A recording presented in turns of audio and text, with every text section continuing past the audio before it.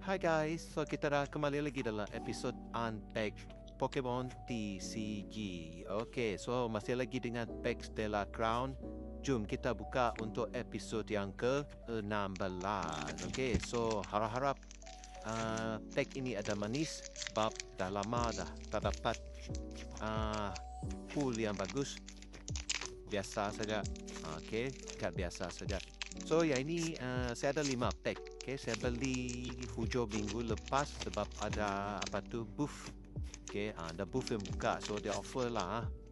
Okay, dia offer 5 harga sekian-sekian. So saya beli 5 lah, saya ambil 5. So ini adalah pack yang pertama daripada 5 pack yang saya beli. Okay, jom kita tengok untuk episod 16 ni kita ada manis ke tak ada. Okay, so dia agak ketat sikit lah. Okay, pack ini. Okay, pack daripada Stellar Crown. Okay, so kod kapi saya belanjalah. Ini kamu scan saja sekejap. Okay, so satu kad ke depan iaitu kad energi. Kita tengok energi apa yang kita dapat.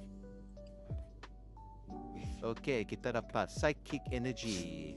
Kita mulakan dengan Lichong. Okay, so harga dari ke atas tu. Lepas tu yang kedua kita dapat Varoom. Next kita dapat Lilip. Cantik juga Lilip ni. Lepas tu kita ada Foamy, ada Luminion. Next kita ada Rapidash. Okay, kita ada Vikavolt. Okay, Reverse Holo Cubone,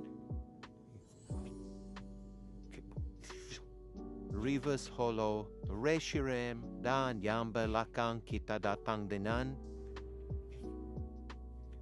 alamak biasa saja. Okay, Holore Klinklang.